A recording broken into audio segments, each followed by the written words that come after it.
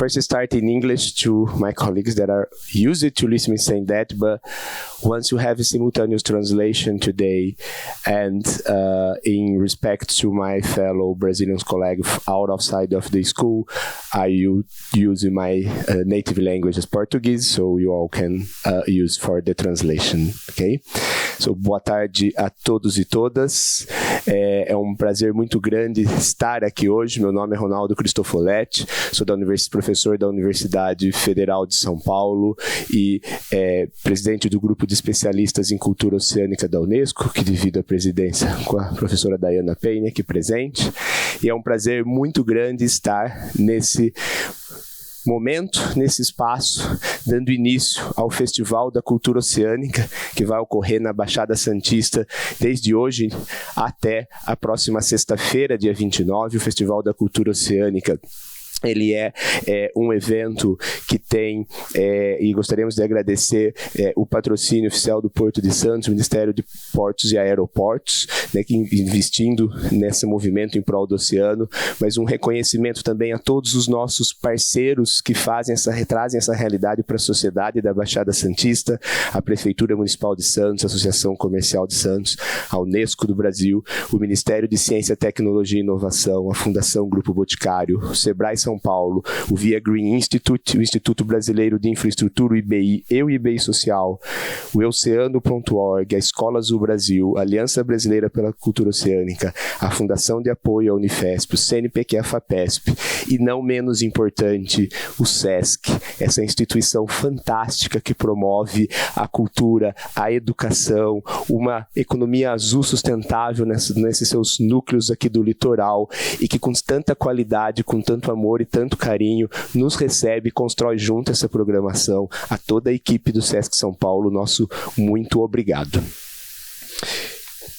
Dentro do Festival da Cultura Oceânica, nós vamos ter várias ações ao longo da semana. Uma delas, aos nossos participantes de fora que estão chegando hoje ao evento. Existe um grupo em torno de 120 pessoas de 40 países diferentes que está desde a última terça já reunido na Escola de Ciência Avançada da FAPESP em Cultura Oceânica. Durante 15 dias, desde a última terça, dia 19, até o dia 1º de setembro, esses jovens profissionais vão estar aprendendo, trabalhando sobre a cultura oceânica e vão participar. Muitos desses momentos nós teremos ações do festivais que são em conjunto, sempre com tradução simultânea, respeitando que todas as pessoas da nossa região possam participar. Também agradeço a nossa equipe de tradução em Libras, nos apoiando para que a gente tenha a inclusão, né, de pessoas surdas e através da linguagem de Libras, e que a gente possa, então, ter cada vez mais esse tipo de inclusão.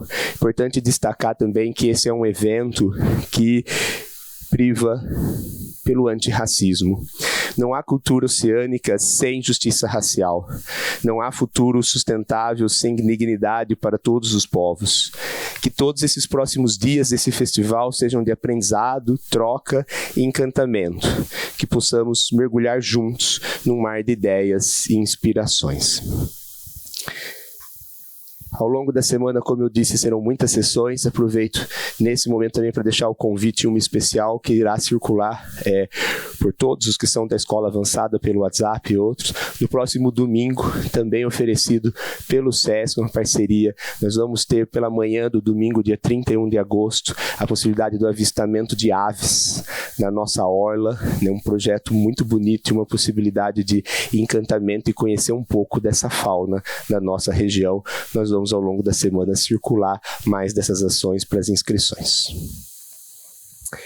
Com isso dito, eu gostaria de dar início à nossa primeira mesa, né, então, de debate desse evento e desse momento, né, que ela vai trazer um pouco esse oceano que está em nós e que a gente possa entender as pesquisas que têm mostrado as percepções e os caminhos para nos inspirar a mudança de comportamento da nossa sociedade. Ao longo dos anos, a gente tem tido cada vez mais claros os impactos da mudança do clima na vida de cada uma de nós. Sabemos que isso atinge alguns grupos de uma forma muito mais forte do que outros grupos, e a ciência nos mostra que não tem como pensar a resiliência climática sem que nós possamos entender 70% desse planeta, que é o oceano. Então, entender a nossa relação e o papel dele na regulação climática e como a sociedade interage com o oceano no cenário de mudança do clima, ela passa a ser um tema essencial. Para isso, essa primeira mesa ela vai discutir um pouco das pesquisas que têm sido feitas do global, no mundo, até o regional, com dados novos que vamos apresentar aqui hoje, de como as diferentes comunidades, pessoas, regiões têm percebido sua relação com o oceano e com o clima. E para que a gente possa ter esse diálogo, ele vai ser realizado aqui no formato de diálogo. Eu gostaria de chamar os 6 participantes, palestrantes que estarão comigo compartilhando os seus conhecimentos e experiências hoje. Então, para começar, por favor, Diz Glitteiro, do Canadá, da Coalizão pela Cultura Oceânica.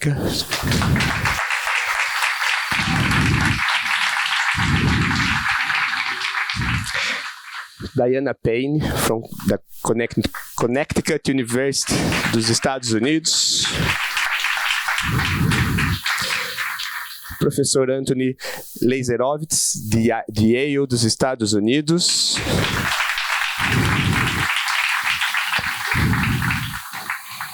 Amanda Borges, da Petrobras Socioambiental. Tatiana Neves, do Projeto Albatroz.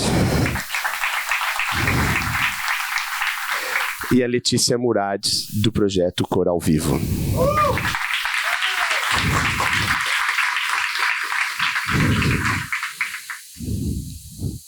Muito obrigado pela presença de todas e todas vocês. E vamos dar início, então, entendendo que, como eu vinha mencionando, hoje existe um movimento global para que a gente possa combater e nos adaptarmos à mudança climática, para que nós possamos entender esse planeta que a gente vive, a nossa relação com o planeta e com o oceano. E aí eu vou convidar primeiro Diz Glitteiro para nos apresentar um movimento global que tem sido feito de pesquisa nesse cenário. Donato, merci, Ronaldo. Hello, everyone. How's everyone doing? Awesome. It's great to see everyone. Can I just grab the clicker, Ronaldo? Perfect. Awesome. Oh. Just as we're getting this back. Can we take it? It might be quicker if someone could just take it back to the start. But while we're doing it, for those who are joining us from the community today, it's fantastic to have more people part of today's conversation, so welcome. Before I jump into giving you an overview of a new tool called the Ocean and Society Survey, which is a global research collaboration that's emerged over the last 2 years, I just wanted to touch base about, I don't think this is working, maybe I'll just say next slide. There we go. Which one are you clicking? All righty, let's see. All right. Yeah. For those who are part of, if we can go back to Tuesday, for those who've been part of the group for the last few days, I just want to set the context back in the Ocean Decade in the Challenge 10 white paper.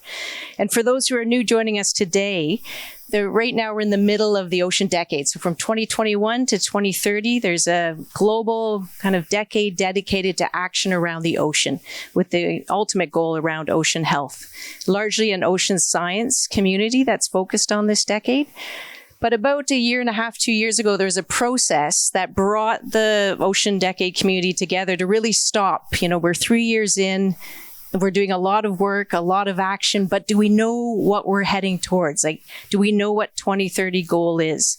And so there was a process called the Vision 2030 process 2 years ago, where there's 10 different challenges in the decade. So each challenge area created a white paper to help mark that ambition process. So where do we want to be in 2030? And then how do we get there working backwards? So what are the projects we need to be working on? Who do we need to be engaging with? How do we measure our progress? So for Challenge 10, the Ocean Society survey that I'm going to speak to you about for the next 10 minutes is very much a call to action and a response to the recommendations put forward in the Challenge 10, which was all about people.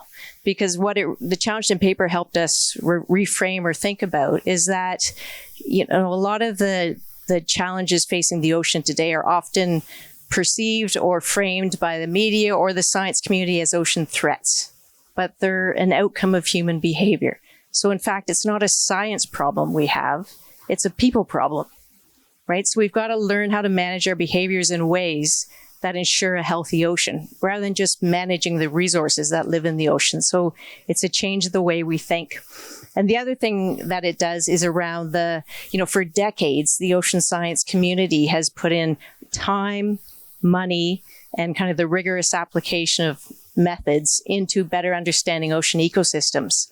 But what this decade and white paper calls now is we've got to put that same rigor and time and investment into understanding people, which, Anthony really did a fantastic job a few days ago to share that with us. We need to put the same scientific, deep dive into understanding what influences people to better understand, value, and act for the ocean. Ronaldo, I swear I'm just going to sit with you and you can be my magic tapper. All right. But so this is the Ocean Society survey. It was a call to action. And what I loved most about it is, it's a truly co-designed collaborative initiative. And it, for the first time, at least that I was involved in, it really brought the ocean literacy community. And when I say that, that was a lot of ocean literacy researchers, marine social scientists, educators, practitioners at community level, together with people who saw themselves in the strategic ocean communication space. And we came together knowing that if we're wanting to reach that shared goal of better understanding people, we got to work together rather than in our silos. And that's what this survey tool is all about. And it's really to answer these two main questions. What influences people and their interest and concern around the ocean? And then what do they need to change? What are those barriers or enablers to help them? And so in came here, I'll move off to the side here so you can see a little more. But really it was to help us to like a standardized measure. We've had other countries in the world, which I'll speak to briefly, help inform how this was designed. But if we could have a tool that we could all use, that was accessible to any country, any organization, NGO, who were interested in better understanding people's relationship with the ocean, if they feel connected to it or not, do they value it or not, and then what are those enabler barriers and motivations around acting. And if we could create data sets for each country and be able to share them, it would be useful to have that across kind of sectors, regions, and scales. And so the countries that kind of help lead this charge in the sense of having done some similar work to date is in Canada in 2019, we designed a national survey as part of our national study in the process to build our national strategy. And the survey that the questions we were thinking a lot about in Canada back in 2009 were mindful that across our country, very different cultures, very different relationships with the ocean, and 90% of a population that lives nowhere near the ocean. So how do we design a set of questions that would be transferable in these different contexts? If we fast forward to, I believe, 2021, is that right, Ronaldo, in Brazil, 2022? So then Brazil, they launched a national survey, and what was unique and fascinating and fantastic about their work is that it really dove in around ocean culture, ocean communication. How do we understand what people are thinking and doing, and then apply it to different target audiences? And then in the UK, they too led a deep dive questionnaire, and it was built around more of the ocean literacy research around those key dimensions. Different attitudes, knowledge, values, activism, emotions, all these different layers or dimensions to ocean literacy. And they came forward with questions that lined up to each one of those. So what we did when we decided to work together to create one tool, not to replace, because some countries might continue to still use their own so that they can do it year after year, But we took the leadership teams behind each one of these surveys, together with 20 other ocean literacy researchers and communication experts, and we did an analysis of each one of these surveys. And what we were looking at when we did the analysis is we kind of looked at it in 4 ways. We took those 3 surveys, Canada, Brazil, and the UK. And first we looked at it around these ocean literacy dimensions that I spoke about. And so we looked at every country's, the sets of questions and matched them up. Which one do they fall under? And some fell under many. You know, a question might have hit 3 of these dimensions. Next, we looked at the 3 country sets of questions from a thematic point of view. Are they more ocean governance? Are they more ocean health related? Are they more human health related? And came up with themes and coded it that way. And then we did it too around metrics, like is it scalable, transferable, measurable? So we could then better understand, you know, what really is making for a good question to go into this global survey tool. Without going into detail, it's been about a 2-year process to date. When, you know, and which Christiana, if we remember the great conversation, and Pedro yesterday, if you're going to do collaborative, co-designed research, it takes time, right? And so this has been a very iterative process over the last 2 years. And now in the last kind of 6 months, we're coming into a very exciting stage. Before I share kind of where we're at, just quickly to give you an idea of who, so when you look at these 20 kind of core partners who are part of the design, they range from, you know, institutions to NGOs to academic universities to networks like MARSOC-SCI. So it's a real kind of different sectors leading in the co-design process, which I think is really important. And likewise, it means that it's going to be usable and relevant for multiple sectors and users after, which is the goal. So in terms of like, where are we at now? Because all of that was just the background context as to where did it come from? Why was it designed? Who was part of the design process? Now we've got 12 countries that have already administered the survey. That was the goal before, in time for the UN Ocean Conference last spring in June. So 12 countries we have the data sets for. And in the last couple of months, Germany and Australia are currently right now in the middle of doing theirs. And I see Consuelo there in the room. Raise your hand. She's taking the lead on administering the survey in Australia. So hold that note, because an invitation to all of you. So we've done, like, to date, there's been an initial analysis of those 12 data sets, and we're just doing the kind of deep dive cross-analysis of the full data set. I just want to share for a couple minutes from a strategic ocean comms perspective, like the usability. How is that sector looking at this tool and seeing the advantage in it? And there's, you know, if that's the world or space you're really interested in, I do recommend this document here, having a read, because prior to the Ocean Society survey, there's been 100 and more ocean communication NGOs that have worked together in a community of practice to establish what are those best practice principles for our field as ocean communicators. And it was lovely to listen to Anthony speak the other day, because there's a real alignment from the climate communication space too, which there should be. So it's reassuring. But from the comms point of view, 3 things. One is the OSS tool, the acronym we use, Ocean Society Survey, or the OSS. It helps to establish a baseline. You know, we can't know if we've moved the needle if we don't know where we started. And I'd argue in the ocean literacy community, we have not known where we've started. So that is number one. So this isn't, some countries do, some partially do. Some programs might have a little bit of evaluation kind of background, but it's really important that collectively we know where we're at, so that we can see those patterns and trends over time. And that's just showing, we don't have time to kind of go through the questions in detail, but thankfully the next speaker is going to give a case study of the US, and you'll see some of these questions in action. But the second main high-level kind of benefit is it really helps us to design the type of campaign strategies will have effect, because we get the audience, the target audiences we're trying to reach, you're getting direct insights from them. as to what matters to them. What do they value? What are they finding as barriers? So that you're creating campaigns that are super responsive to the audiences that you're trying to reach.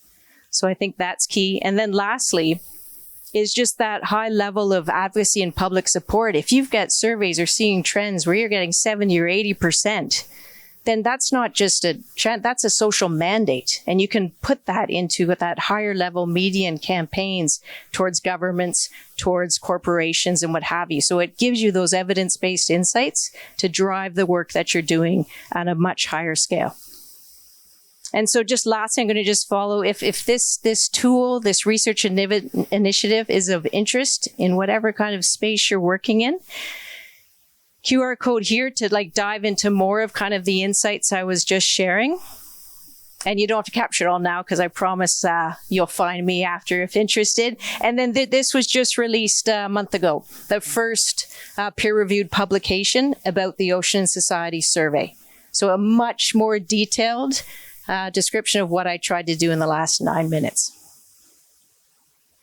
And I will finish with just an invitation. Again, this is for anyone. I mean, Consuelo is a graduate student in Australia. She heard about this through her supervisor, gave us a call and said, hey, can I use this? Absolutely, that's what it's for. So whatever space you're in, if these kind of insights can benefit the work you're doing or help kind of elevate your voice in the space, then please reach out. And all data is open access. So every country who administers with the condition they understand that their data is free for any country to have a look at as well. So I'll stop there. Thank you.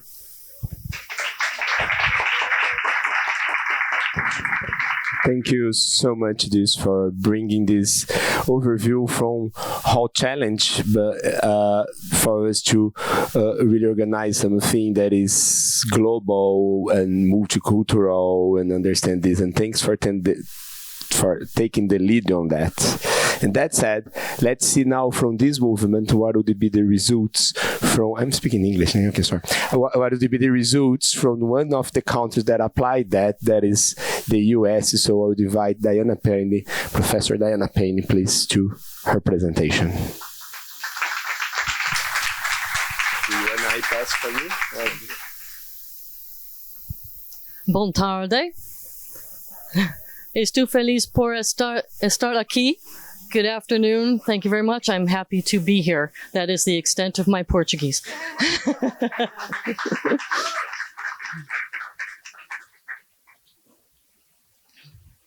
So I just want to give you a little bit of an overview of some of the things that are happening in the United States in terms of the Ocean and Society Survey. And I only have 8 slides. You thank me now.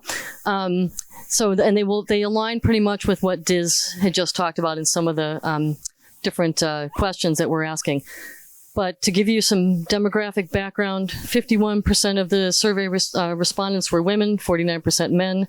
We had a wide variety of age ranges, so we covered pretty much the entire spectrum with the age ranges. Highest level of education for our survey was 46% had bachelor's degrees, and then after that was high school. And they were from each U.S. state and or territory. So we were able to cover a pretty big swath. And the organization that pulls all this data together for us is called Focal Data. They're based in the United Kingdom, and they have a panel of people that take these surveys on a regular basis for them. So that's how we're able to do that and consistently get a cross-section across all of these 12 countries that can make a representative sample within the country. So that is very helpful and very consistent across the data that we have so far. Okay, next slide, please. Okay, so the first question we're going to look at, in your opinion, which of the following environmental topics are of highest priority to address? Climate change events, so that's nice to see.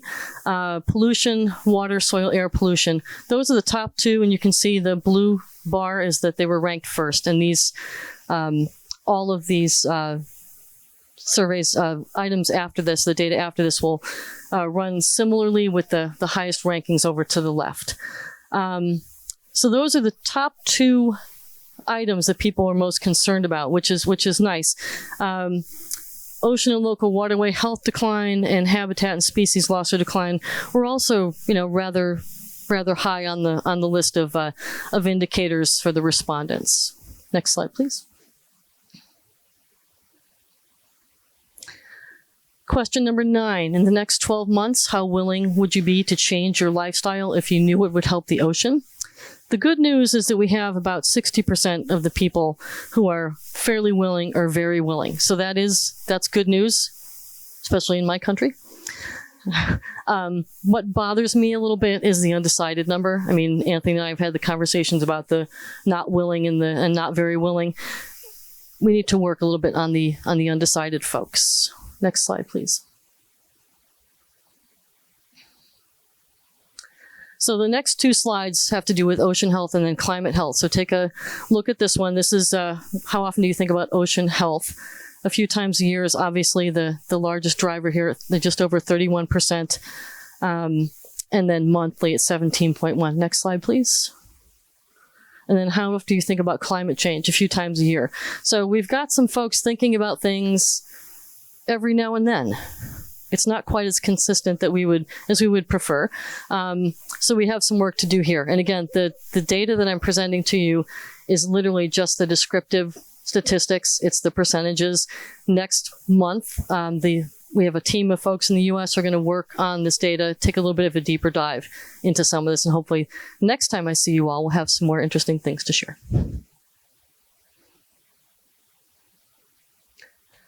So this is question 2. So this goes back to some of the second part that Diz was talking about. When you think about the ocean, how does it make you feel? This warmed my heart. They feel calm, they feel awe, they feel connected and curious and grateful. So this is some nice data. Of course, we have some people who are anxious and fearful. That's always, I think, going to happen, but I'm pretty satisfied with some of the results of this particular data set for this question. And where do you mostly learn or get information about the ocean? So this one kind of goes to, obviously, where are people getting their information? Are they getting it from their family, from their friends, from the media? So if we look at this, the news, online newspapers or broadcasts is 34.4%. The next largest one is entertainment, films, television shows, and the media, and visiting the ocean. So those are the top 3. Those to me are some very diverse ways of getting information. So that's good and bad. But I think the fact that a lot of people are visiting the ocean, or maybe if we can even think about it, they're visiting watersheds or waterways and really getting a sense of, going back to that sense of calm, that gives me some hope. Next slide. And then this is the last slide that I have. Again, we're going to do a deeper dive into some of the other items that are on this survey in the next few months. But in your opinion, to what extent do you trust each of the following groups to take action to address ocean threats? Now, some of this to me was kind of surprising. Again, the do not trust at all, 21% big business, that people don't trust them. But government is 20%. So, but who do you trust completely? So the silver box is over on the right. Environmental groups or nonprofits at 20%, national environmental authorities at 19%, and universities and research institutions at 16%. I will say that given things that are currently going on, I can't wait to see what the next iteration of this survey looks like. But for some of this information, I'm a little concerned. For some of this information, I feel makes me feel better. So this is just a summary of some of the data that we have to date. But again, I hope to see you again in the future and give you a deeper dive into this information. Thank you.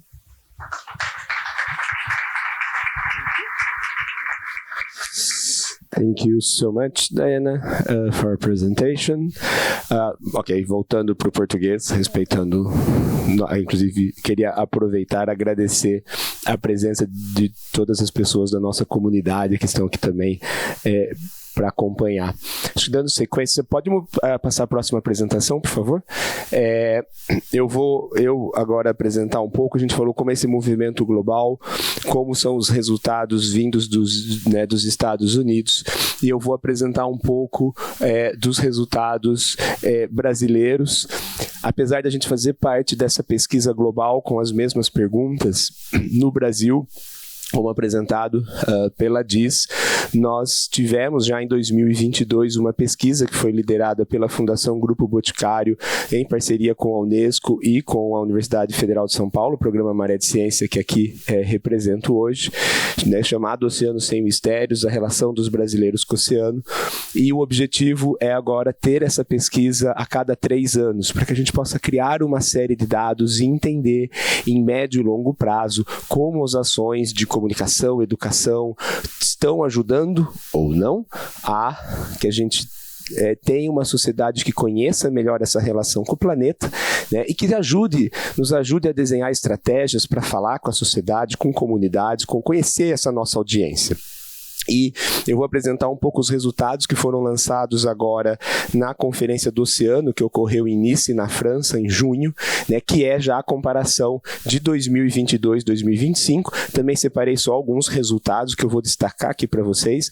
Não vamos apresentar a pesquisa toda, mas apenas trazendo, né? Essa é uma pesquisa que foi feita com 2.000 entrevistas presencialmente, né, em todo o território, em todo o país. Então a gente tem ali no mapa todos os pontos, então a gente temos capitais, não capitais, na costa, longe da costa, e seguindo a proporção da população brasileira, segundo os dados do IBGE, para que a gente garantisse que fosse o mais próximo da realidade nacional, mas claro, não sendo uma realidade nacional. A gente sabe ainda que a metodologia, como qualquer metodologia de pesquisa, ela tem as suas limitações. Então ela limita que algumas comunidades mais distantes possam não ter sido acessadas, né? Mas nos traz aqui um panorama geral, e eu queria destacar alguns dados, né, que a gente sempre vai ver o dado destacado, e a gente já ir trazendo um pouco os dados de 2022. Quando a gente pensa como os brasileiros entendem a sua relação com o oceano, se existe alguma conexão, né, que o oceano impacta a nossa vida, a gente tem em torno de 29% dos brasileiros que não entendem que tem uma relação com o oceano. E esse número era um pouquinho maior do que foi 2022, um pouquinho acima da margem de erro, inclusive, quer dizer, dizendo que a gente ainda não está num bom momento de dizer que a sociedade está melhorando sua percepção. Mas mais forte ainda, né, a gente tem 44% da sociedade brasileira entrevistada indicando que as nossas ações não têm impacto nenhum no oceano. O lixinho que eu jogo, o esgoto. Is it working? Por favor, alguém da equipe, o Anthony está sem a tradução simultânea, por favor, ele precisa de um equipamento novo. Is working? Ok, now it's working. A gente tem 44% dos brasileiros que não acreditam que as suas ações impactam o oceano. E, de novo, esse número também aumentou um pouquinho da última vez. Mas a gente sabe que essas pesquisas é igual pesquisa eleitoral e ano da eleição, né? Ela varia um pouco para cá e para lá, então não diria um grande problema. Quero destacar alguns outros pontos, e vários deles foram positivos, e a gente vai, claro, acho que toda a equipe de pesquisa ao longo dos anos, a gente vai trabalhar para comparar esses dados e entender como sociedade global. Mas vejam algo interessante, é o seguinte, a gente perguntava assim, quantos brasileiros estão dispostos a mudar os seus hábitos para ter um oceano mais saudável? E a gente tinha mais de 87% dos brasileiros dizendo: eu estou disposto a mudar meus hábitos. Eu até fiquei atento quando a Dayana estava apresentando os dados dela agora, se não me engano era 60 e poucos nos Estados Unidos. A gente tem que ter um grupo alto. Mas olha que interessante. Ou não, né? É interessante para reflexão. Enquanto mais de 87% dos brasileiros diz que eles estão dispostos a mudar de comportamento, e esse número é 5% a mais do que 2022, então aí já é acima da margem de erro, quer dizer, a sociedade está dizendo, opa, estou entendendo que eu tenho que mudar o comportamento. Quando a gente pergunta, e você participou de alguma atividade de conservação nos últimos 12 meses, no último ano? Só 7% diz sim, eu fiz. Então a gente começa a ver um caminho que é a vasta maioria da sociedade dizendo, eu estou disposto. mas 7% já estão fazendo. Então, acho que vem uma reflexão e que a equipe internacional, né, que está na escola avançada esses dias, já teve a oportunidade de ter um pouquinho com o Anthony, com Cristiana, por que eu não estou fazendo, então? Né? É falta de oportunidade? Será que nós também estamos dando oportunidade para essas pessoas mudarem seu comportamento? Não sei, são muitas reflexões, né? Então aqui vinha, né, o mesmo dado de só 7% trabalhando ou já participando de um algo. Bom, aqui uma questão interessante, que é quando a gente pensa que nós estamos no movimento da década do oceano, onde a cultura oceânica tem crescido, a gente vê um aumento, né, de mais de 4% no número de brasileiros que falam que estão começando a saber o que é a década do oceano. Se a gente pensa nisso como um movimento que é para trazer uma transformação social de médio e longo prazo, são pequenos aumentos que valem a pena. E quando a gente pensa quem são os responsáveis, né, por garantir a conservação do oceano, a gente tem que a maior parte das pessoas trazem essa responsabilidade para os governos, para a própria sociedade. Depois veja que cai drasticamente de mais de 60%, só menos de 30%, quer dizer, cai para menos da metade que trazem essa responsabilidade para o setor privado, né, que no contexto aí de cadeias produtivas tem um papel enorme, né, e assim segue. E vejam que a gente tem menos de 20% que entendem a educação responsável por esse processo. Por outro lado, e aí eu vou dizer de um caminho muito pessoal, o quanto esse slide aqueceu o meu coração. Essa pergunta não existia em 2022, ela só vem em 2025. Dada todo o movimento do currículo azul e da educação e das escolas azuis que são feitas no mundo, né, e aqui no Brasil, nós inserimos uma pergunta que você acredita que a educação sobre o oceano ela deveria fazer parte do currículo escolar? E 89% dos brasileiros disseram sim. E muito importante, que como uma questão, pesquisador falando, né, metodológica de ciência, essa pergunta ela aparecia 2 vezes num formato um pouco diferente. Ela aparecia uma que era, você acha que tem que estar no currículo? E 89% dizia sim. Em outro momento da pesquisa aparecia, você acha que as escolas deveriam estar fazendo projetos sobre o oceano? E 91% disse sim.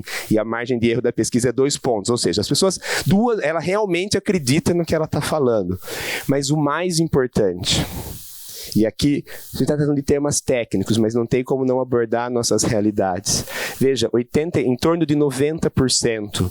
Se a gente olha um país que, assim como vários lugares do mundo, está polarizado, aqui significa que todos os grupos acreditam nesta mesma coisa. Ou seja, ela é uma questão de Estado brasileiro.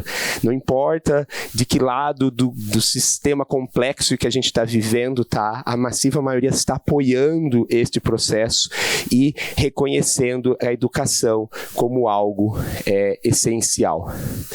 E aí nós vamos buscar outra relação, que é a relação com o clima, a mudança do clima, que agora é uma realidade cada vez mais clara, não é só mais teoria. 67% das pessoas concordam ou entendem a relação do oceano com o clima, 90% acredita na mudança do clima. Então, esse dado me chama a atenção que 10% não acredita. E vendo apresentações ao longo dos últimos dias, isso apareceu, 10% dos americanos não acreditam, apareceu de novo 10%. A gente tem 10% das pessoas no mundo que a conversa é um pouco mais difícil, né? Mas aqui na nossa realidade a gente tem 90% que acredita na mudança do clima, 44% buscando se informar e entender sobre os impactos, o que é eu particularmente considero um excelente sinal. Você tem quase metade da população dizendo, eu estou ativamente buscando informação, eu quero saber o que está acontecendo. E um dado que também é importante, mas que nos mostra como nós temos que nos preocupar em outro lado, é 55%, ou seja, mais da metade, né, da população, ela já diz que está extremamente ou muito preocupada com a mudança do clima. Nós estamos começando a falar de questões de saúde mental, né, das pessoas, de medo, de sentimentos que não são bons, e esse dado já tinha aparecido numa outra pesquisa que a Fundação Grupo Boticário fez 2 anos atrás, né? Então, isso aqui a gente está falando de SUS, nosso Sistema Único de Saúde, da gente realmente pensar, quer dizer, né, o quanto as pessoas podem estar começando a sofrer por esses problemas. E aí, para a gente finalizar esses dados, assim como quando a DIS mostrou, né, que vejam que as pesquisas elas dialogam entre si, nem todas as perguntas são a mesma, no caso do nacional, mas algumas são. Nós buscamos buscar as emoções das pessoas, quer dizer, quando você pensa no oceano, qual é a tua emoção? E 80% das pessoas demonstrou algum tipo de reação, algum tipo de emoção que a gente considera mais positiva, né, enquanto 8% mais negativa. Quer dizer, a gente tem aí 24% das pessoas ficam calmas, têm gratidão, ficam impressionadas quando a gente está curiosas perto do oceano, mas a gente tem 8% das pessoas que sentem medo, né? Então, também é um dado aí a gente considerar e trabalhar o como as pessoas têm trazido. E aí, o que, né, finalizando, mostrando esse dado, que esse aqui é da edição de 2022, mas essa pesquisa ela não foi feita só para que acadêmicos ou ONG, né, uma instituição do terceiro setor, como a Fundação Grupo Boticário, pudesse ter, mas nós buscamos em 2022 que isso fosse disseminado para a sociedade, e foi incrível a abertura dos todos os tipos de mídia para falar sobre o tema, né? Para a gente ter uma ideia, num prazo de poucos meses, em 2022, quando lançou, foram mais de 220 publicações em 120 tipos de mídias diferentes do Brasil, da TV, a jornal, a rádio, em nível regional, em nível nacional. E claro, quando a gente pensa nisso em termos de chegando na sociedade, quer dizer, quantas milhões de pessoas não foram impactadas por discussões que nós fomos tendo na mídia a respeito disso. Se isso tivesse que ser feito pagando um jornal para publicar ou uma TV para chegar lá, seria o equivalente a mais de 5 milhões de reais que veio de mídia espontânea, simplesmente porque a gente provocou, né? Então, assim, a mídia espontânea, que é essa mídia que significa, a mídia fala porque ela quer, né? Claro que a gente provoca ela ajuda e vai fazendo como um desses caminhos para as pessoas se conscientizarem. E aí essa foi, né, a pesquisa 2022-25, aqui trazendo uns dados, mas eu vou dar a conexão para o nosso próximo momento agora, porque a DIS trouxe essa experiência global. A gente viu com a Dayana, eu apresentei agora o que a gente pensar em nível nacional, porque assim, o oceano é um só, cobre 70% desse planeta. Nós precisamos entender a relação de nós todos como sociedade nele. Mas nós vivemos num mundo que foi loteado, né? Então a gente tem nossos países como primeiro espaço de loteamento, e que cada país desenvolveu sua realidade social, cultural, econômica a ser refletida. Então, por isso que é importante também olhar em níveis nacionais. Só se a gente comparar os dois que apresentaram aqui agora, dos 14 que a DIS diz, né, desses dois são países com realidades completamente diferentes, né, apesar de tamanhos quase similares, mas em termos de cultura, de economia.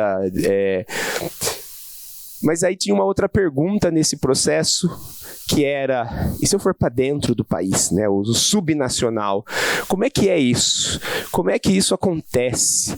Né, pensando principalmente nós aqui no Brasil, ficamos com essa provocação, porque nosso país é muito diverso, né? A gente não tem sul, norte, nordeste, sudeste, nós temos realidades completamente diferentes, em escalas menores, né? Quem é aqui da Baixada já conhece, os nossos visitantes internacionais, nós estivemos os últimos 4 dias em Bertioga, eles vieram para Santos ontem, só essa diferença de Bertioga para cá já é uma diferença. Então a gente tinha muita questão de como isso acontece regionalmente, mas também um outro ponto que era será que a gente tem esperança? Será que vale a pena? E aí, nesse meio de caminho, aconteceu uma construção conjunta de duas partes. A gente começou a olhar assim, existe alguma ação de longo prazo que já esteja no território, que a gente possa olhar? E, ao mesmo tempo, uma dessas ações de longo prazo nos procurou, né, que é a Rede Biomar da Petrobras, que tem uma série de projetos que atuam nos territórios por décadas já de educação ambiental, interessados em um caminho similar. Então eu vou convidar eles a apresentarem um pouquinho o que é essa rede e depois trazer a pesquisa que a gente vai lançar essa semana. Então, para começar isso, vou chamar a Amanda Borges, da Petrobras Socioambiental, para falar um pouquinho da Rede Biomar. Obrigada, Ronaldo. Acho que todos conseguem me ver aqui, né, pessoal? Como eu vou fazer uma introdução rápida, né? Eu não trouxe slides, que só passar uma mensagem, que eu acho que a prioridade é dar a palavra para quem está na linha de frente, né? Para a Tatiana, para a Letícia. Então, boa tarde a todas e todos.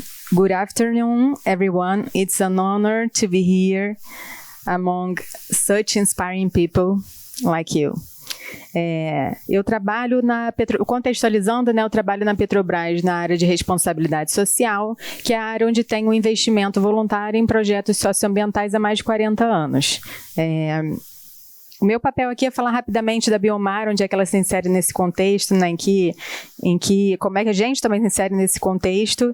E aí, para falar disso, a gente começa falando que a gente está falando de 5 grandes projetos que atuam aqui no Brasil, né? Então, são 5 grandes projetos de referência. Aqui estão a Tatiana e a Letícia representando o Albatroz e o Coral Vivo, mas existem mais 3 projetos, né, que são o Golfinho Rotador, que está completando 35 anos de existência hoje, o Baleia Jubarte e o Meros do Brasil, né? Então, são projetos que, como o Ronaldo falou, que têm 20 a 30 anos de existência, que são apoiados pela Petrobras em uma média de 22 anos nessa parceria.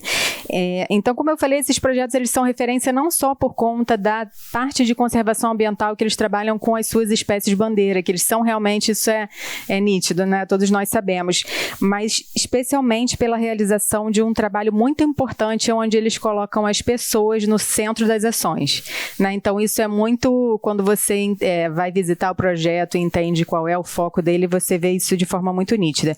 Então, a gente tem ações desde a educação ambiental com as crianças até a capacitação profissional, né, para geração de renda, né, lá nas comunidades. Então, esses 5 projetos hoje atuam em 15 estados brasileiros, né, são 93 municípios de atuação, e eles trabalham com a proteção ou monitoramento de 32 espécies marinhas ameaçadas de extinção aqui no Brasil. E ao longo da sua realização, já foram envolvidas mais de 10 milhões de pessoas em ações de educação ambiental, centros de visitantes, sensibilização, e foram produzidas mais de 1.000 publicações técnico-científicas, né? Então, a gente encontra resultados tanto da parte científica quanto social. E aí, essa rede foi criada em 2007, então, com o objetivo de juntar esses projetos que eram referência, unir os esforços, tentar potencializar esses resultados, né, que se enxergava na época. E para fazer isso, a gente passou a elaborar planos. Então, esses projetos, eles têm as suas ações individuais, mas eles têm um plano de ação conjunta. Então, esses 5 projetos vão realizar ações com o mesmo objetivo, né, vão trocar, vão ter metas comuns e aí vão pensar juntos num planejamento a longo prazo. E hoje em dia o planejamento é o 2130, que coincide com a década do oceano, que bebeu totalmente da fonte da década do oceano, né? Faz muita referência a ela. E a teoria da mudança do projeto desse plano vigente, ela prevê que as transformações sociais gerem uma melhoria da conservação do oceano. Levem a isso, né? E estabelece como um dos seus eixos fundamentais a sensibilização. Então, são vários eixos nesse plano e um eixo fundamental é a sensibilização da sociedade. E aí a gente se comprometeu a avaliar a contribuição da Rede Biomar nesse ponto. E aí os resultados que a gente vai ver aqui ao final que o Ronaldo vai falar e que a Tati e a Letícia também vão trazer, reforçam que a gente, nesse tempo de atuação, né, mais de 40 anos desse apoio, a gente percebe na prática que os investimentos de longo prazo, eles são essenciais para a gente ter resultados consistentes e transformadores, né? Eu tive na conferência da Década do Oceano em 2024, e aí 3 mensagens me marcaram muito, que me lembraram um pouco do que a gente está falando aqui, né? Que a ciência é vital, mas que a gente tem que colocar as pessoas no centro de tudo que a gente faz em relação à ciência. Que a gente precisa de investimento e pesquisa de longo prazo e de um engajamento rápido das comunidades. E que políticas e planos são extremamente importantes, mas as ações, elas precisam ocorrer. A gente precisa materializar o que essas políticas de alto nível vêm trazendo em campo, colocar ação nas soluções. A gente ouvia muito falar que a gente precisa de mais boots on the ground, né? Então, para fechar, vocês vão ver que essa pesquisa mostra que a Rede Biomar, o Ronaldo falou uma palavra que eu anotei aqui, assim, que também me toca, que acho que essa pesquisa fortalece a nossa esperança, sabe? De que esse apoio a ações que são consistentes, que estão contínuas, que estão ali no dia a dia há anos com as comunidades, que elas podem gerar essa transformação que a gente precisa. Eu acho que essa pesquisa traz esse alento. E mostrar que esse tipo de apoio é uma contribuição efetiva e que não só a Petrobras, né, como apareceu ali o governo, enfim, vários outros setores da sociedade podem e devem fazer esse apoio, esse investimento contínuo pela saúde do oceano e do planeta. Então, queria agradecer muito pela troca, por estar aqui entre pessoas tão especiais, e eu gostaria também de pedir uma salva de palmas para essas pessoas que estão na linha de frente aí, fazendo com que, de fato, essas mudanças aconteçam, e elas só acontecem por causa do trabalho delas.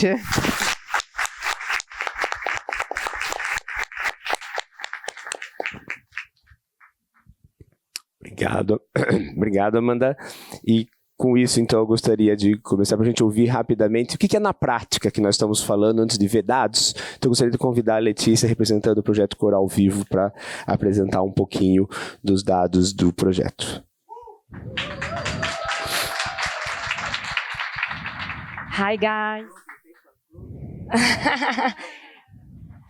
Eu vou falar em português ainda bem. É porque eu estou fazendo o curso também de ciência avançada. Gente, boa tarde. Eu sou a Letícia, sou consultora de conscientização no projeto Coral Vivo.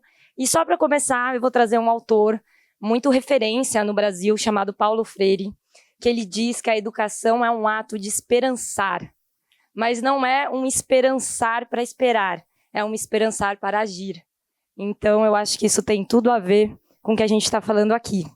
Temos que ter esperança na educação, e eu vou apresentar, então, pode passar, um pouco do que o Coral Vivo faz na área da cultura oceânica e uma das ações que a gente faz na área da educação. Então, o Coral Vivo tem 20 anos, a nossa sede é num lugar bem feio, brincadeira, muito lindo, porque fica em Porto Seguro, na Bahia, num lugar, né, especial para conservação marinha, e nós desenvolvemos ações a partir de múltiplas abordagens, como geração de conhecimento através de uma rede de pesquisa reconhecida internacionalmente, educação e sensibilização, que eu vou falar mais um pouco, políticas públicas com a participação em conselhos e planos nacionais, estaduais, municipais, uma socioeconomia preocupada com o público vulnerável, na geração de renda também, e a comunicação, né, que a gente também está aprendendo a melhorar essa comunicação com os nossos públicos.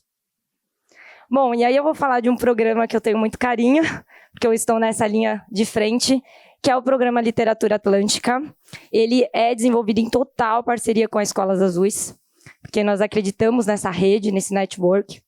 E o que é o programa Literatura Atlântica? O Coral Vivo tem uma editora de livros, e nós desenvolvemos uma literatura infanto-juvenil relacionada à conservação marinha. Então, nós queremos conectar, comunicar através do afeto, da história, da arte, também às crianças. Então, nós desenvolvemos uma série de materiais, de livros como Grude Grude, A Teia das Águas, que são relacionadas também à BNCC, que é a nossa base nacional curricular aqui no Brasil, e também ao Currículo Azul, que vamos, né, implementar, já estamos implementando aqui no Brasil. Nós também desenvolvemos encontros pedagógicos com professores para fazer essa formação, porque como é o processo? A gente dialoga com secretarias municipais de educação, Através dessas secretarias, elas vão aderir ao programa Literatura Atlântica e à Escola Azul, porque a gente já faz, né, fala sobre os dois projetos, e a partir disso a gente doa milhares de livros para as escolas públicas de todo o Brasil. E com essa doação, essas escolas recebem o material impresso, livros, então tem a questão da leitura, do tocar, né? E nós fazemos, então, um workshop formativo com os professores dessas escolas, para que a gente também consiga estabelecer, né, uma parceria, um acompanhamento, e levar isso para quem, de fato, também está lá na frente. Eu sou professora numa escola azul, então eu também tenho esse lado aí na área da atuação. Bom, qual que é o nosso alcance em 2025? Nós já estamos trabalhando com 1.400 escolas, alcançamos 200 mil alunos em 9 estados. Dialogamos já com 26 secretarias e dessas 26, 19 já fizeram a adoção do programa Literatura Atlântica, com destaque para o Pontal do Paraná, que fizemos a certificação de todas as escolas do município, e São Sebastião também, em parceria Escola Azul, Coral Vivo, Programa de Literatura Atlântica, São Sebastião com a participação também do Sebimar USP, que é um parceiro nesse desenvolvimento. Então, gente, o nosso desafio agora é ampliar, é incluir mais secretarias, mais jovens e crianças de escola pública tendo acesso à cultura oceânica, e também fazer um acompanhamento com indicadores quantitativos e qualitativos que vão ser pesquisados durante 3 anos, anualmente, para que a gente possa também compreender se a gente está comunicando, como que esse material está sendo trabalhado e como isso está chegando nos professores, crianças e jovens dessas escolas de todo o Brasil. Então, eu quero agradecer. É importante dizer que tudo isso é feito a partir do patrocínio da Petrobras. Quero agradecer também a parceria Maré de Ciência e Escola Azul. Agradecer a todos os palestrantes e vocês também, que estão aí comigo no curso, e os demais participantes que vieram aqui hoje. Muito obrigada, pessoal. Muito obrigado, Letícia. E acho que essa ideia de conhecer um pouco o que está sendo feito para a gente voltar para a pesquisa, e acho que um outro exemplo dentro dessa rede que eu convidaria agora, Tatiana Neves, do Projeto Albatroz. Também tem fã-clube. Também tem fã-clube. Vou aguardar entrar na tela. Vou falar em português. Me desculpem os colegas estrangeiros convidados, mas é um privilégio ter uma interpretação simultânea. Vamos usar, não é verdade? Ok. Bom, eu sou Tatiana Neves, Projeto Albatroz nasceu em Santos, hoje está espalhado em vários lugares do Brasil e tem 35 anos de atuação. Mas antes de falar da cultura oceânica que nós fazemos, vou falar um pouquinho deles, não tem como não falar. São os albatrozes, esse é o albatroz sobrancelha negra, essa é uma foto de um dos maiores linhagens de albatrozes do mundo, fica nas Ilhas Malvinas, Falklands. E são animais monogâmicos, eles tendem a permanecer com o mesmo casal, que se reveza no ninho para tomar conta do único filhote durante a sua reprodução. Reprodução essa que muitas vezes demora 2 anos, ou seja, a cada 2 anos essas aves colocam um ovo só, portanto é uma fecundidade muito baixa. Deixei aí o nosso simpático para nos lembrar da vulnerabilidade dessas espécies. São animais oceânicos, e para isso tem adaptações importantes, como patas grandes, esse bico robusto em forma de gancho, plumagem espessa e a maior das envergaduras dentre todas as aves do planeta. Ele tem essa ave estreita e longa porque é uma ave planadora, e por isso ele é habilitado a percorrer grandes distâncias oceânicas, planetárias. Por exemplo, espécies que só se reproduzem na Nova Zelândia e na Austrália circundam o continente antártico e na época do repouso sexual vêm se alimentar na costa do Brasil. O mesmo acontece com outras espécies na região subantártica, aqui das Malvinas, da Geórgia do Sul, e, portanto, nós temos uma responsabilidade planetária quando a gente trabalha na conservação dessas espécies na costa brasileira. Eles percorrem, portanto, áreas importantes de pesca, e a pesca de espinhel é uma pesca desenvolvida em alto mar, então os homens ficam 20 e poucos dias em alto mar, lançando os seus 1.200 anzóis para trazer peixes de grande valor comercial, como são os atuns e outras espécies. E é com essas pessoas que a gente inicia o nosso trabalho de sensibilização, que a gente fez esse acompanhamento junto com o professor Ronaldo. Está aqui um desenho do longline, espinhel em português, longline em inglês. É uma linha longa, chega a ter 80 quilômetros de comprimento, provida de 1.200 linhas, que são lançadas uma a uma pelos pescadores. E atrás do barco, as aves se acumulam para tentar se alimentar das iscas, né, que são também os alimentos naturais dessas espécies, como pequenos peixes, lulas, que são usados como isca para os pescados, mas também é o alimento das aves. O que acontece, infelizmente, é que muitas vezes essas aves podem ficar presas nos anzóis, são arrastadas para o fundo do mar e acabam morrendo afogadas. Os pescadores não conseguem evitar isso, a não ser que eles usem medidas que evitem essa captura. Mas no dia seguinte, quando eles vão recolher, eles podem topar com uma quantidade muito grande de albatrozes capturados. Por isso, das 23 espécies, 17 estão ameaçadas de extinção e 2 delas em nível crítico, ou seja, criticamente ameaçadas de extinção. Muito bem, por isso nasceu o Projeto Albatroz. É aí que a gente tenta trabalhar e interferir, desenvolvendo tecnologias como, por exemplo, esse equipamento que está preso na popa da embarcação. Aqui, deixa eu ver se tem um pointer aqui. Aqui vocês conseguem ver a linha do espinhel, o longline.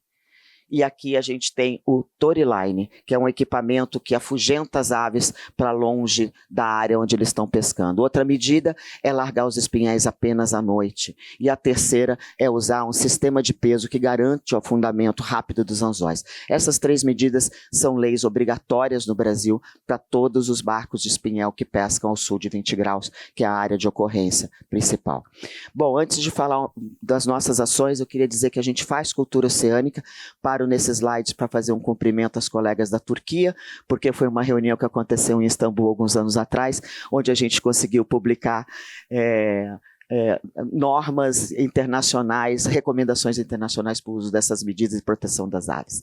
E está aqui a gente atuando também no Acordo Internacional para a Conservação dos Albatrozes petréis. Mas vamos falar do público, dessas pessoas que a Amanda falou que estão no centro das nossas ações. Ou seja, a gente não faz só isso. A gente faz conservação, pesquisa, desenvolvimento de tecnologia e educação e disseminação e sensibilização para a cultura oceânica. Então, aqui mostra o nosso trabalho junto ao público em geral. A gente usa ferramentas lúdicas para envolver o público, para aí sim a gente conseguir trazer eles mais para perto, para a gente poder furar a bolha, como dizemos aqui no Brasil, não falar somente para aquelas pessoas que a gente fala sempre, mas alcançar públicos que estão fora da bolha e às vezes fora das nossas pesquisas, não é? Que a gente não consegue alcançar. Muito bem. E a gente faz sim em ambiente formal. A gente tem o programa Albatroz na escola, eu vejo o Iago aqui na plateia. O Iago, levanta a mão aí, Iago. Foi responsável pelo programa Albatroz na escola durante muitos anos, fez um trabalho lindo. E aí está a gente trabalhando com as crianças em ambiente de escola pública, mas também em ambiente de escola privada, particular, como é o caso dessa foto lindíssima, dessa envergadura enorme dessa criatura. E aqui está o nosso desenvolvimento de materiais voltados a esse público, sempre como a Amanda falou, bebendo na fonte da década do oceano e das suas diretrizes. Um destaque para o coletivo Jovem Albatroz, é um espaço de formação de jovens lideranças para a conservação oceânica. E ele abarca jovens de 18 a 29 anos, de qualquer área, não precisa ser biólogo, de forma alguma a gente trabalha com esse pessoal, tanto na região dos Lagos do Rio, como na Baixada Santista. Finalizo apresentando para vocês o nosso orgulho máximo. O nosso Centro de Visitação e Educação Ambiental Marinha, instalado lá em Cabo Frio, na costa norte do Rio, na região dos Lagos. Foi inaugurado em setembro do ano passado. É a nossa ferramenta primordial para a disseminação da cultura oceânica. É um espaço de visitação, onde a gente pode trazer o oceano até as pessoas, aquelas que não têm uma conectividade tão grande quanto a gente tem, ou alguns poucos privilegiados têm, né? E ao mesmo tempo é um espaço onde a gente pode trazer as comunidades do entorno, pessoas que muitas vezes são privadas dos bens mais básicos, como saneamento básico, segurança, educação, e muitas vezes com lares desmontados por essas necessidades. Então, a gente consegue trazer para dentro desse espaço, mergulhando no oceano, como a gente gosta de falar, as comunidades do entorno. Isso é uma coisa que a gente está aprendendo, iniciando agora esse trabalho, e a gente faz isso com muito, muito cuidado, com muito carinho, e com a certeza de que no futuro próximo a gente pode estar possibilitando uma vida melhor para essas pessoas. Então, nosso observatório de aves, alguns materiais interativos, e com esse casal lindo de albatroz e sobrancelha negra, eu agradeço a participação.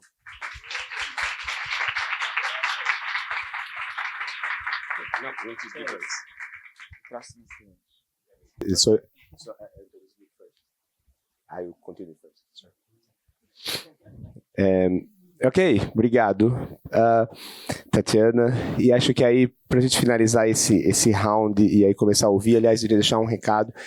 E nós vamos ter alguns minutos de perguntas ao final, ainda depois de a gente encerrar esse momento.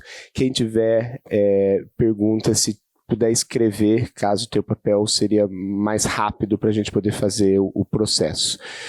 Pode para a próxima apresentação, por favor. Eu vou então rapidamente apresentar agora, né, a gente estava trazendo a questão das pesquisas e como as pessoas percebem, e acho que a gente precisava conhecer um pouquinho desse movimento da rede Petrobras, para retornar à pesquisa de onde eu tinha parado ali, que era dizer, bom, numa parceria entre a rede Biomar, né, aqui estão todos os 5 projetos, e o programa Maré de Ciência, a gente então resolveu fazer uma amostragem similar ao modelo global, ao modelo nacional. Algumas perguntas eram as mesmas, exatamente para a gente pudesse comparar, outras não, foram ajustes, né, para a gente ter de interesse. E o grande objetivo era a gente, então, entender se ações como essas inspiradoras, que a gente ouviu 2 das 5 aqui, né, que estão há décadas no território, mas será que está ajudando de alguma forma nessa transformação? Claro que é muito difícil mensurar isso diretamente, principalmente porque a gente não está monitorando a longo prazo. Então, qual foi o formato que a gente achou nesse momento, sabendo das nossas limitações? Nós usamos exatamente a mesma metodologia usada no Global, que a Dayana mencionou, a mesma empresa, o Focal Data.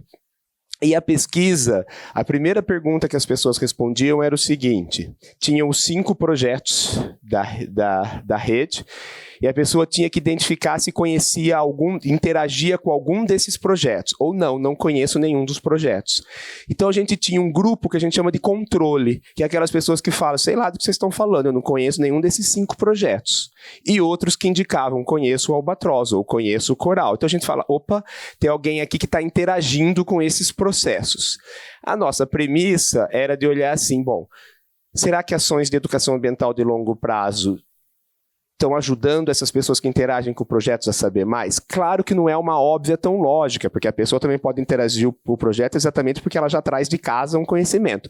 Mas em 30 anos a gente parte do princípio que isso poderia dar algum indicativo. Era o que tinha para hoje, né? Então assim que isso foi feito, eu vou destacar alguns resultados, aqui é bem geral, algumas coisas vocês não vão conseguir ler, aos colegas internacionais isso está em português, nós não temos a versão em inglês, mas eu vou ajudando. Aqui é só para ter uma ideia, quando a gente olha a barra mais marrom, ela é o que a gente chama do grupo controle, aqueles que indicaram não conheço ninguém. E as barras verdes são aquelas que interagem com os projetos. E aí nós estamos falando da região do país que eles vêm, gênero, faixa etária, né, idade, o quanto a renda, o quanto eles por mês da família, escolaridade, raça e assim tem uma relação profissional com o oceano. Vejam, aqui eu não quero olhar números, é só que os padrões são os mesmos, ou seja, o controle e as pessoas que interagem, elas têm o mesmo perfil, elas têm o mesmo perfil. Então, qualquer diferença entre elas pode ser um pouco por essa interação. E aí, alguns dados, né? Quando a gente começa a pegar a percepção dessas pessoas em relação à regulação climática, por exemplo, a gente tem 7% a mais de pessoas que entendem o papel de regulação climática, são daquelas que interagem com o projeto. Aqui trazendo de forma geral, que é um pouco o retorno que como universidade a gente está trabalhando com a rede agora, a gente vê casos como regulação climática, 7% a mais, a gente vê casos como, vamos pegar aqui, a fonte de energia renovável, a gente tem 5% a mais, que você vê uma tendência. E você tem casos que não, que eles são muito similares entre si. Então, o que significa que é um caminho ainda a ser trabalhado, ou seja, são temas, né, que talvez não estão ainda claramente associado. Mas alguns pontos importantes, né? Quando a gente faz a pergunta de quanto o oceano impacta diretamente a sua vida, a gente tem praticamente 12% a mais, de pessoas que entendem essa relação. 12% é bastante, acredito, dentro dessa relação de sociedade. Então a gente está falando nesse caminho mútuo entre interagir com os projetos de longo prazo, uma percepção um tanto interessante. O mesmo vai para a questão da economia azul, né? Se a gente olha a pergunta você conhece um pouco do que significa a questão de economia azul, a gente tem muito menos, conhece bem, né, 5%, ou conhece pouco, 35%, veja, a gente tem mais de 16% das pessoas que conhecem. Então, a pessoa começa a ter um entendimento, por exemplo, de economia azul muito maior, né?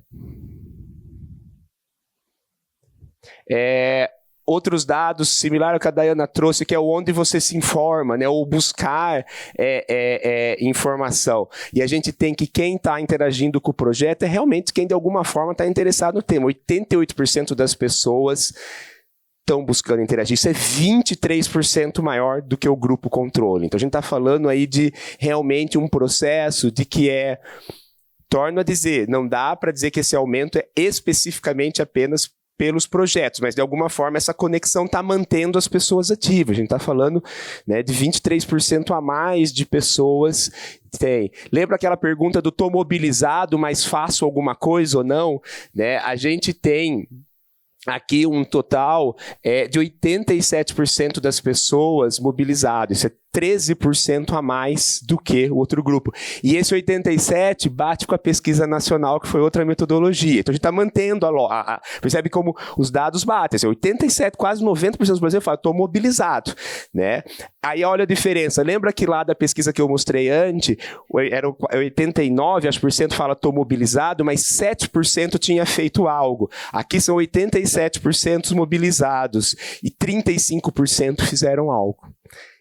Então esses grupos, eles estão atuando de forma mais pragmática, mais forte, né?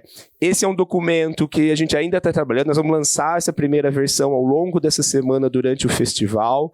Ele é um primeiro modelo, né, de acessar indicadores, como a gente não tem um controle base zero, mas eu confesso que, né, do meu lado, de quem está envolvido no global, no nacional e com agora o subnacional, assim, ver resultados numa escala mais ampla me deu esperança de olhar e falar, não, pera lá, o investimento de longo prazo vale, porque de alguma forma existe uma conexão de pessoas da sociedade com projetos que estão há muito tempo no território, e essas pessoas, seja pelo que estão ganhando do projeto, seja pelo que estão ganhando, né, de conhecimentos da vida, como eu disse, não é só uma ação do projeto, mas elas estão dando uma resposta mais social, ambiental, sustentável, mais clara do que quem não está interagindo. Então,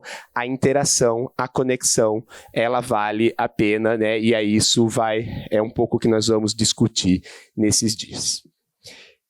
Isso posto, acho que essa era a lógica um pouco da discussão global, nacional, regional com o que está de longo tempo no território.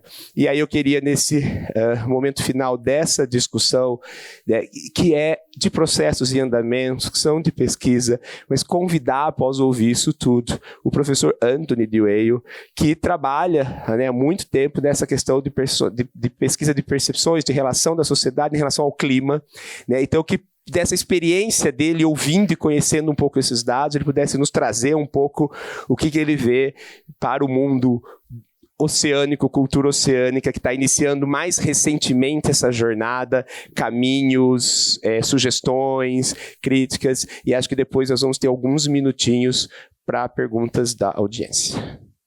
Então, vou convidar o professor Anthony para as reflexões dele.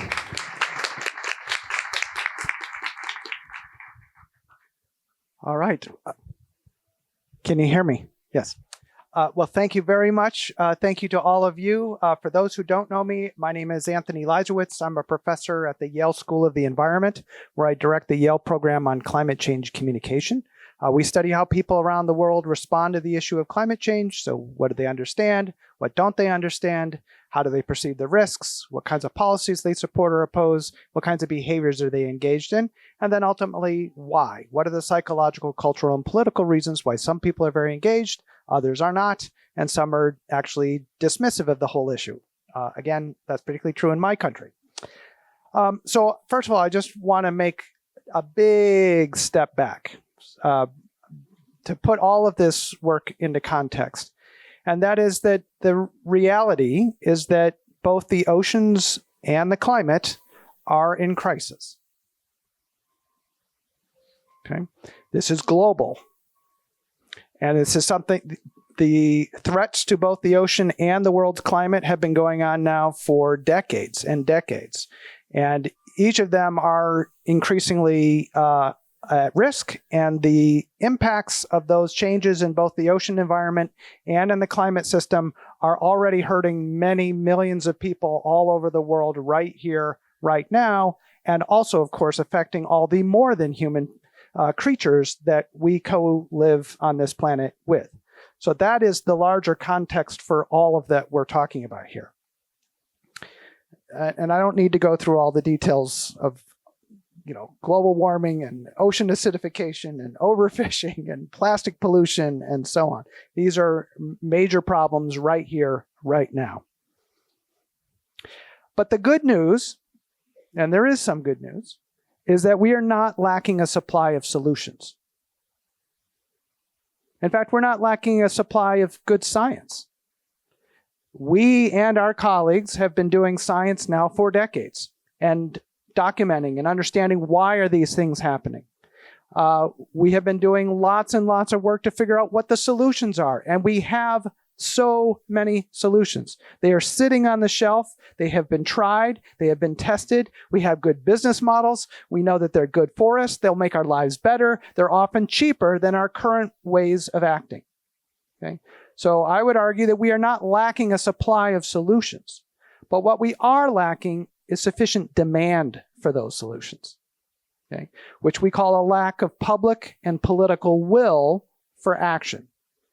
So that's both at the individual and household level of people changing their own behavior to become and live more sustainably, but also and critically putting additional pressure and demands on their political and business leaders to demand greater system level change, okay? Because we need both.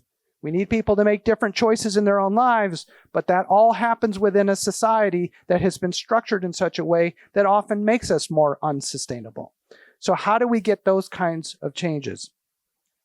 So what I want to now just say to all my colleagues here is this is amazing work. Okay, this is great work. I wish the climate community had organized itself as well as the oceans community has to really begin to not only investigate these questions, but to do so in a organized way across multiple countries.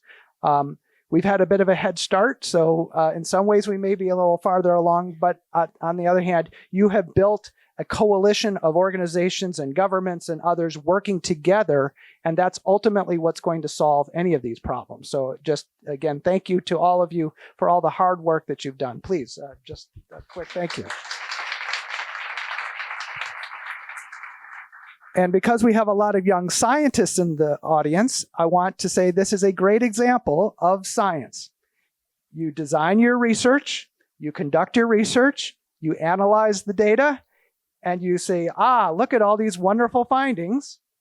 And what they really do is that they say, okay, but now I have additional questions. Okay? You're never done as a scientist. There's always need for more research. And so I want to just take a moment to say at least a few things about where I would love to see some of this work go from here. Because you've already established an excellent set of baselines, but there's so much more we still need to understand. So in particular, I was really struck by some of the data from multiple countries about how many people say that this should be a high priority issue, at least within environmental issues. So one question is, well, how high of a priority is it against economic development, or crime, or national security, or all the other issues that are also on the public agenda? Because in reality, political leaders are trying to weigh, where do we put our limited time and energy? Do we put it on protecting the ocean? Do we put it on climate change? Do we put it on all of these other issues that people are demanding that we take action on? Likewise, many, many people say that they are willing to change their lifestyle to help protect the ocean. That's a great attitude. But what does that actually mean in practice? Are they willing to pay more for products in order to protect the ocean? Are they willing to change their diets in order to protect the ocean? Are they willing to change their consumer behavior to help protect the ocean? What does that really mean in very concrete terms?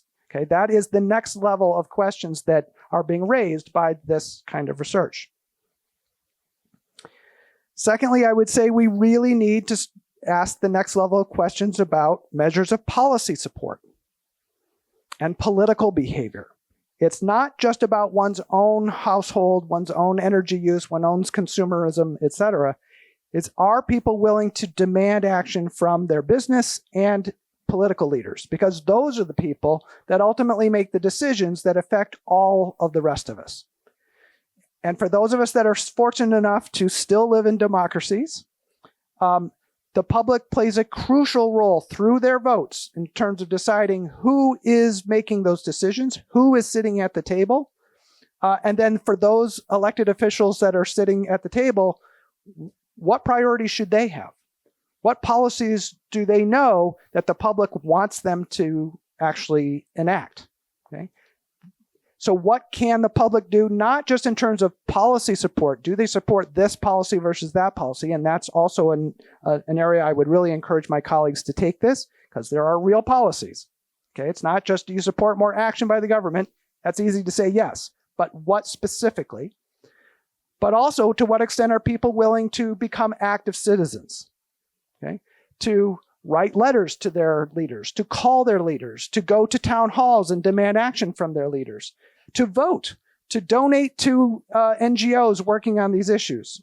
Okay, these and many other kinds of behaviors are what it means to be an active citizen, to say we are going to change the world. Okay, not just simply ask that somebody else change the world, but that we get actively involved to do so. Do we know who in our publics here in Brazil, in the United States, and around the world are willing to do that? And I will just go back to your statistic of 70 million Brazilians who say that they are willing to act. We say about the same in the United States. About 70 million people are already alarmed about climate change. They already accept it's happening, that it's human caused. They're very worried about it. They strongly support action. 70 million people. That is an enormous potential movement. Okay? But most of them are not acting. They want to. But most of them are not acting. And so we have asked the question then of what prevents people from acting. And that's, again, another level of this research. What motivates people to act, but also what are the barriers that keep them from acting? And so when we've asked, and I'll use Americans and climate change as my example, when we ask Americans, what prevents you from taking action on climate change? The answer is not that I don't have time. It's not that I can't afford it. It's not that I don't know what to do, though that's an important one. It's not that people will laugh at me. Okay? It's none of those things. The number one reason why people say that they don't take action on climate change is that they say, no one has ever asked me to. No one has ever asked me to. It's that stupid. Okay?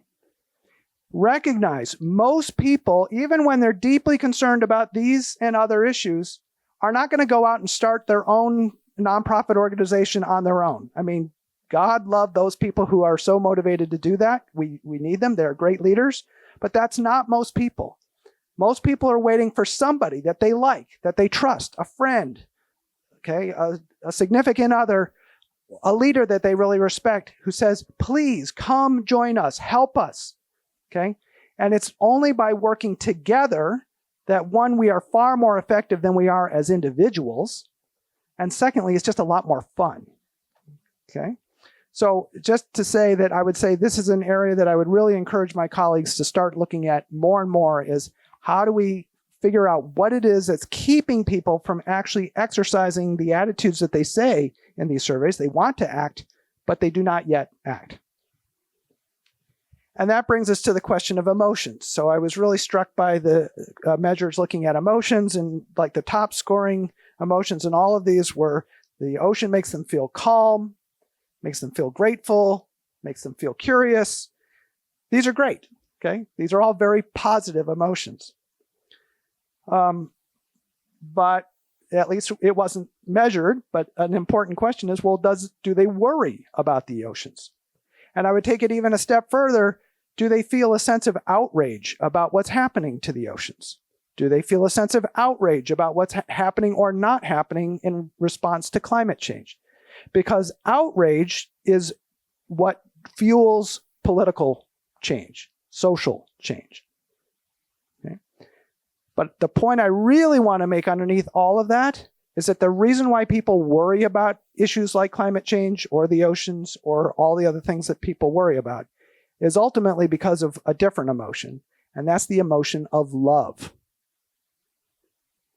It's when you have love for a person or a place or a thing, and then you realize, you learn that that person, that place, that thing is now being threatened by climate change or the threats to the ocean. Okay? If your kid has asthma, you should care about climate change. If you like chocolate, you should care about climate change. If you like making money, you should care about climate change. If you care about your home and its value, you should care about climate change, and now just substitute similar types of things for oceans.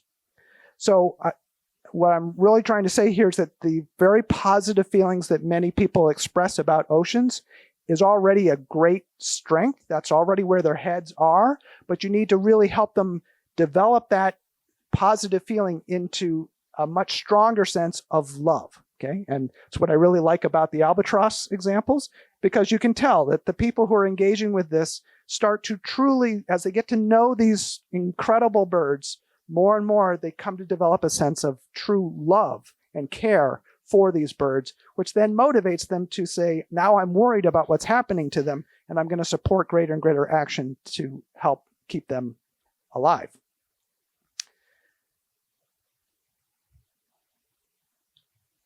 Okay, and my last point there is that the other thing that comes through again and again, and this is true with climate change as well, is that most people say that they rarely hear about these issues. Okay, they just don't hear about them very often. They don't think about it that often. They don't hear about it in the media. They don't see it on social media. They don't hear about it from their own friends and family. And communication or talking about these issues is not a substitute for action, but it is a necessary condition for action. We talk about the things that are important to us. And if your experience is that no one around you is talking about climate change, and no leaders are talking about climate change, and no journalists are talking about climate change, and no one in the church is talking about climate change, etc., then most people, the issue becomes out of sight, out of mind, and you haven't forgotten it, but it just doesn't seem like it's urgent. It just doesn't seem as an important or as a high priority as all the other things that we are talking about. So really is to say that all of us have a superpower.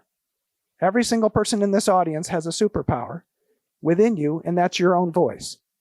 That when you talk, when you speak with your friends, with your family members, with your colleagues, when you speak in public, on social media, and so on, you are changing the way other people see and think about these issues. Even if they disagree, at least you're now talking about the ocean.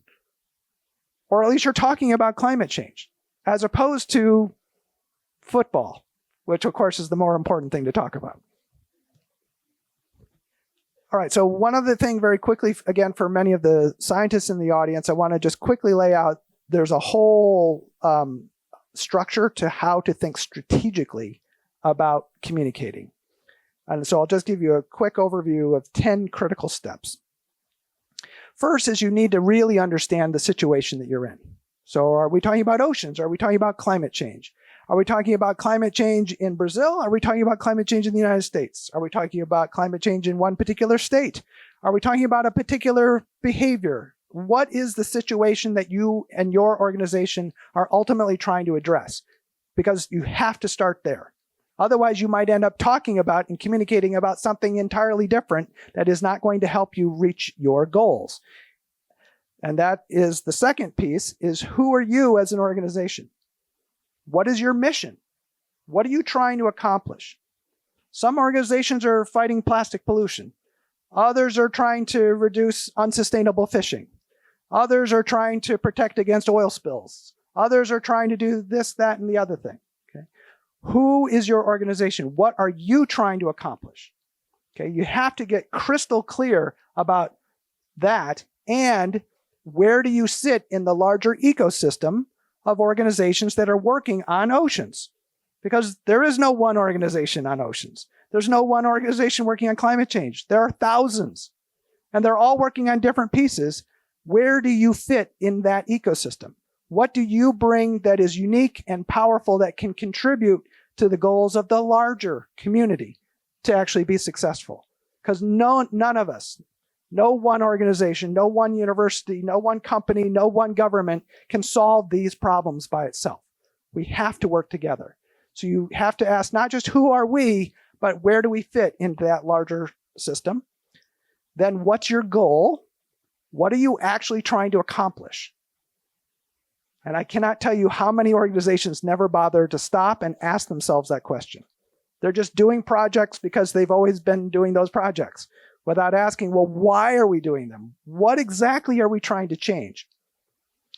And once you're clear about what your goals are, then the next and crucial question is, okay, who's your target audience? It's a big world. There's 8.5 billion people on it. And you cannot communicate to all of them. So who is important for you and your organization to achieve your goals? Who are the relatively small number of people that really matter most to you actually achieving your goal? Okay. If your goal is to try to engage youth, then don't spend a lot of time talking to older people in another country. That's a waste of your time and your resources. Okay. And unfortunately, I see so many organizations who don't stop to ask themselves this question. Oh, we have to have a TikTok channel because everybody has a TikTok channel. No, not if that's not your audience. You don't need a TikTok channel unless you need it to engage your audience. And then comes really the work that we just saw here, and it's what we call formative research. Once you know who your audience is, then learn about them. Who are they? What do they know? What do they think they know? Who do they trust? Where do they get their news and information? What are their underlying values? It's only once you know who they are that you can then go more than halfway to meet them where they are and help them take the next step in their learning journey. Not your learning journey, their learning journey. And then gets to the fun stuff of, well, who's the right messenger for that audience? And it might not be you.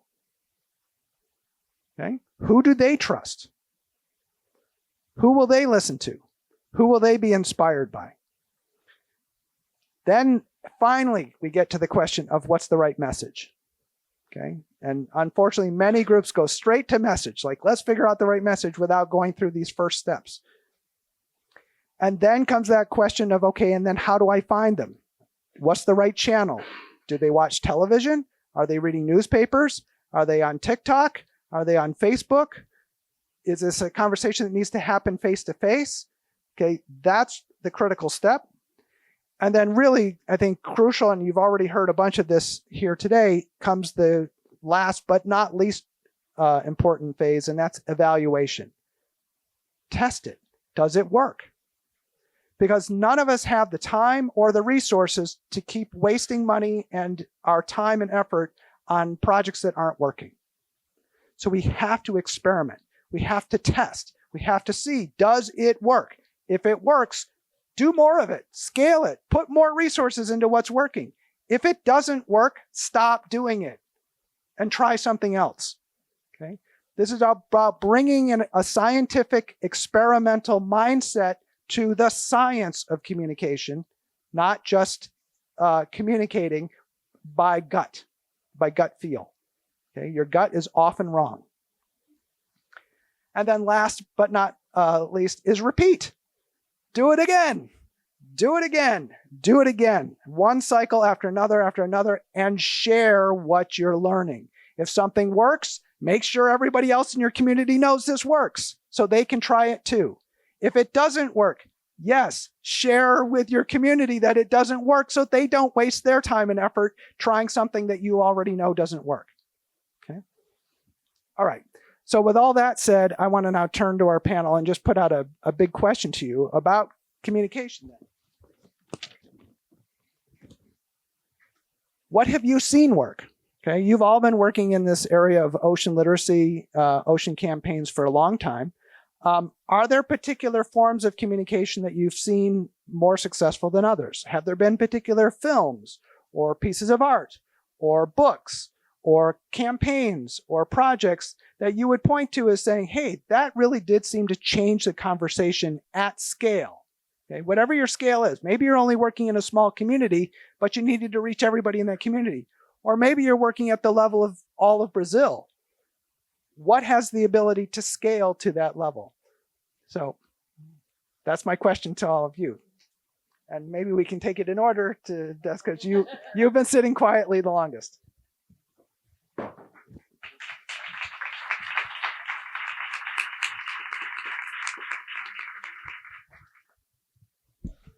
Thanks, Anthony. A tough act to follow.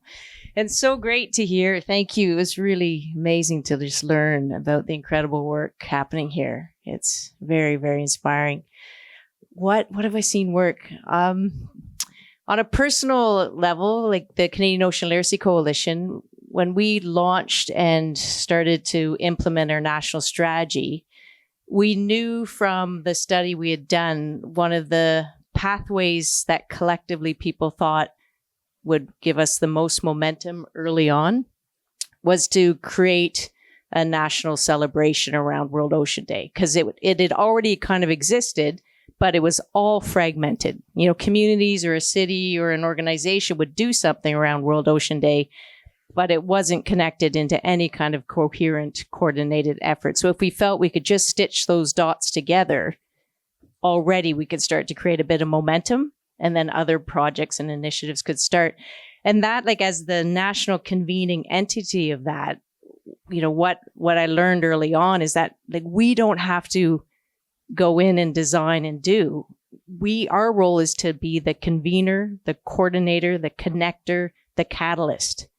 And by taking that approach, we went from 0 to 100 really quick.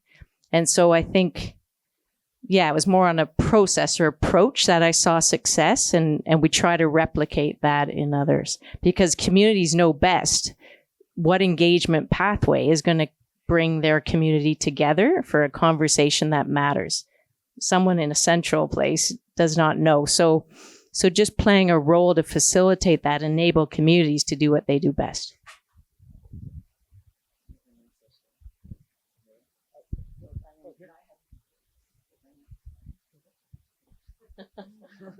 We don't know who's going to go next. So two things come to mind immediately. One is when this whole train started to roll, when this whole campaign began, we had policymakers, we had educators, we had scientists, we had lots of people in the room We developed consensus around what we thought would work. We had funding. That's number one.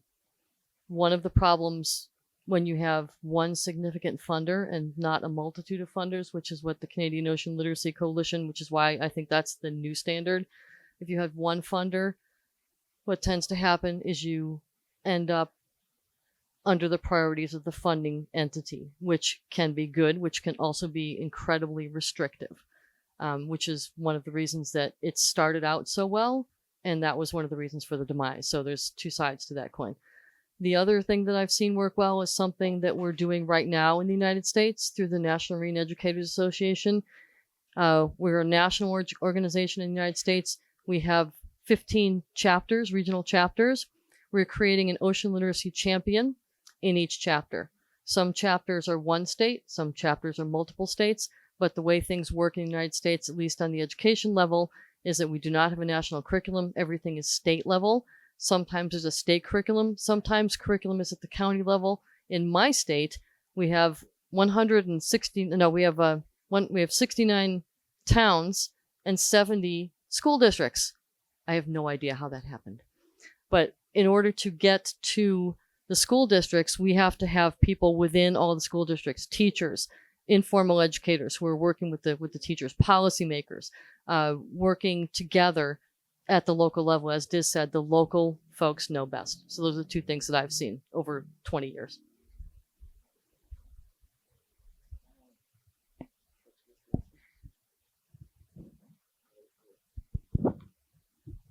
Alô? Yes.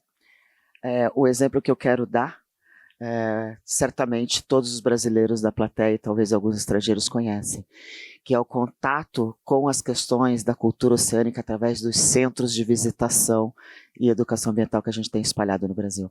Começando pelo Projeto Tamar, que é o nosso exemplo maior. O Projeto Tamar, ele começou com esses centros espalhados no Brasil, ele teve uma rede de centros aí onde os visitantes podem ter contato direto com os animais, com a fauna viva marinha e também com uma série de materiais educativos e de comunicação, informativos, enfim. E isso começou a ser replicado para muitos outros projetos. O Projeto Albatroz conquistou o nosso centro agora em setembro. E falando assim, parece uma coisa pequena, mas não é. Ele mudou a realidade da visão oceânica no Brasil, esses centros. Eu sou da época de que esses centros começaram a ser construídos. E chegou num momento que quase todos os carros tinham um adesivo do Projeto Tamar. Todo mundo queria ter uma camiseta do Projeto Tamar. E de preferência do uniforme da equipe que estava trabalhando. Porque queria se sentir pertencendo àquele movimento que era um movimento em prol à conservação marinha. Então isso é muito potente. Porque é o contato das pessoas com os bichos vivos, com o oceano de forma geral e com as pessoas que fazem algo pelo oceano. Então esse conjunto de coisas para mim é muito potente e realmente fez uma diferença gigante, abriu milhares de portas no Brasil, que isso há décadas já vem acontecendo. Então acho que é o exemplo mais importante de comunicação que eu conheço.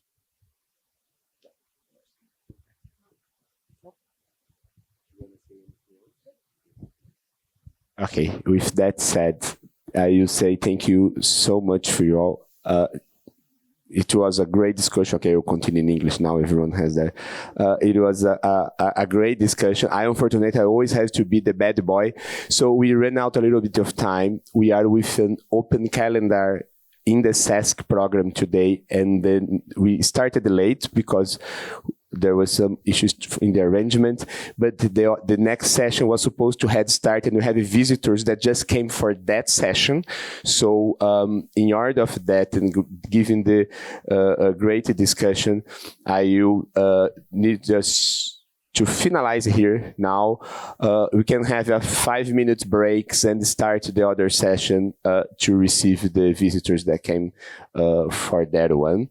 So thank you so much for the participants from the School of Advanced Ocean Science literacy, that is this, Diana and Anthony, and for the invited by the Petrobras, Amanda, Teddy Biomar, Tatiana, and Leticia, that is here through her work on Petrobras, who's not representing the participants. This is very important even to highlight.